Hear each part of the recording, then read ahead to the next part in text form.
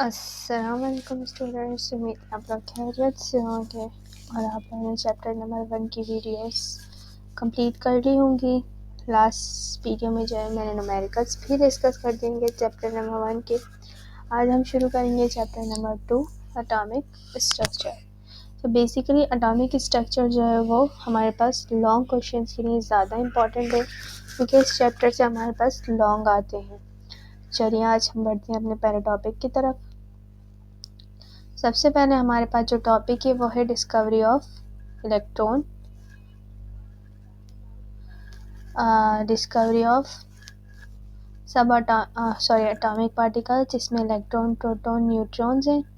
तो सबसे पहले यहाँ पर हमारे पास आ जाती है डिस्कवरी ऑफ इलेक्ट्रॉन और आज की इस वीडियो में हम जो है वो डिस्कवरी ऑफ इलेक्ट्रॉन को ही डिस्कस करेंगे। बेसिकली इलेक्ट्रॉन जो है वो एक लाइटेस्ट पार्टिकल है जो कि नेगेटिव चार्ज कैरी करता है और इसकी डिस्कवरी किसने दी थी हमें? जे थॉमसन ने दी थी।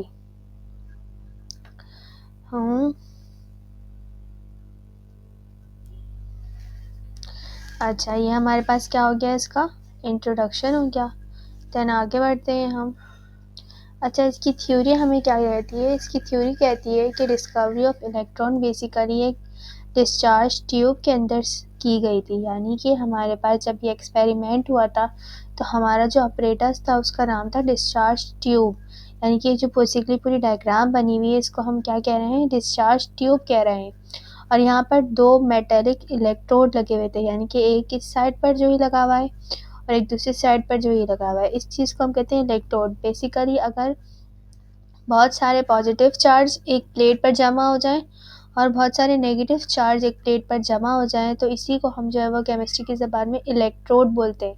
यहाँ पर देखिए ये पॉजिटिव साइन है, यानी कि ये पॉजिटिव इलेक्ट्रोड है और पॉजिटिव इलेक्ट्रोड का नाम क्या होता है? एनोड होता है। यहाँ पर हमारे पास नेगेटिव साइन है, यानी कि यहाँ पर बहुत सारे नेगेटिव साइन जमे हुए हैं और इसी को हम नेगेटिव इलेक्ट्रोड बोलते हैं, जिसको हम क्या बोलते हैं? कैथोड बोलते हैं। उम्मीद है आप लोगों को यहाँ तक समझ आया होगा। चलें आगे बढ़ते हैं। यहाँ पर लिखा हुआ है कि इसका जो प्रेशर था वो बहुत ही लो था, यानी कि यहाँ से इस पंप के थ्रू हमने प्रेशर कम किया, इतना कम किया कि हमने इसको 1 mm ऑफ Hg की तरफ ले गए। इसके बाद इसका जो वोल्टेज था वो बहुत ज़्यादा हाई था। अब हमने देखा कि यहाँ पर एक ब्लूइश लाइट जनरेट हो रही है। कहाँ से लेकर कहाँ तक? एनोड से जनरेट हो रही कैथोड से जनरेट हो रही है और किस तरफ जा रही है? एनोड की तरफ जा रही है। तो हमारे पास पता चला कि जो जनरेट होने वाली रेज है वो नेगेटिव है, क्योंकि वो नेगेटिव से दूर जा रही है और पॉजिटिव के करीब जा रही है, यानी कि वो पॉजिटिव से अट्रैक्ट हो रही है। तो ये कैथोड से निकल रही थी, इसलिए हमने इनका नाम क्या रख दिया? कैथोड रेज रख दिया। अच्छा, इसके अलावा इसमें लिखा हुआ है कि जे थॉमसन ने ये भी जस्टिफाई किया कि ये जो है वो पॉजिटिव की तरफ जा रही है। अगर इसको जो है हम इलेक्ट्रिक और मैग्नेटिक फील्ड में भी टेस्ट कर रहे थे तो ये हमेशा जो है वो पॉजिटिव की तरफ डिफ्लेक्ट हो रही थी, क्योंकि ये जो है वो नेगेटिव चार्ज कैरी कर रही थी। और बाद में इस कैथोड रेस का जो है नाम रखा गया वो रखा गया इलेक्ट्रॉन।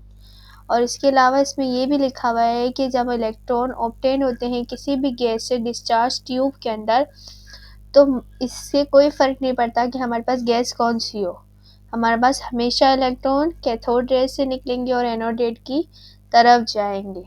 उम्मीद है आप लोगों को ये डिस्कवरी ऑफ इलेक्ट्रॉन समझ में आया होगा।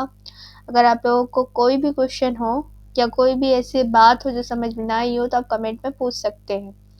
इसके बाद यहाँ पर हमारे पास कुछ कैथोड की जो है वो प्रॉपर्टीज़ दी हुई हैं कैथोड रेस की, जिसको हम अब इलेक्ट्रॉन भी कहते हैं। सबसे पहले कहा हुआ है कि ये सिर्फ और सिर्फ स्ट्रेट लाइन में ट्रेवल करा, जैसे कि आपने जो है वो डायग्राम में भी देखा कि रेजेस कैथोड से निकल रही थी और कहाँ जा रही थी?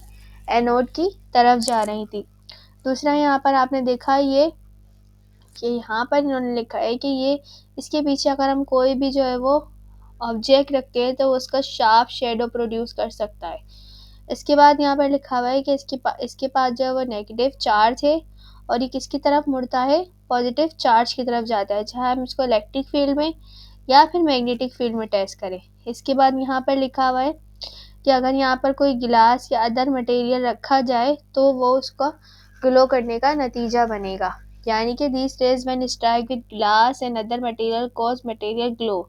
यानी कि जब रेजिस एक जो है वो किसी क्या बोलेंगे हम एक ऑब्जेक्ट से पास होती है तो वो ग्लो करती हुई जाती है। तो इसी तरह से ही बोल रहे हैं कि अगर हम यहाँ पर कोई गिलास या अदर मटेरियल को रख दें तो जब उससे आर पार इरेजेस जाएंगी तो वहाँ पर एक रोशनी जनरेट होगी।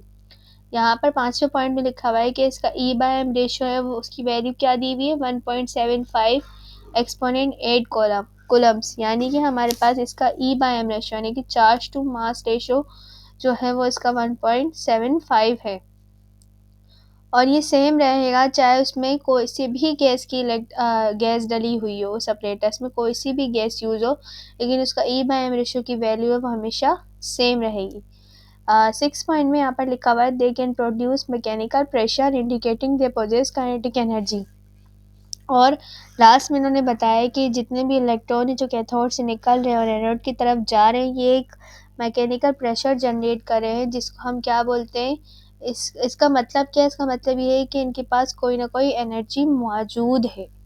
उम्मीद है आप लोगों को ये सारे पॉइंट्स क्लियर होंगे। इसके अलावा आपके पास कोई भी क्वेश्चन आ रहा हो या कोई भी क्यूरी हो तो आप मुझसे कमेंट में पूछ सकते हैं। इस वीडियो को ज़्यादा से ज़्यादा शेयर करें ताकि आपके फ्रेंड भी जो है इससे फ़ायदा उठा सकें। इसके अलावा आप मुझे जो है वो व्हाट्सएप पर, इंस्टा पर, फेसबुक पर भी ज्वाइन कर सकते हैं जिसके लिंक मैंने डिस्क्रिप्शन में दे दिए। Thank you.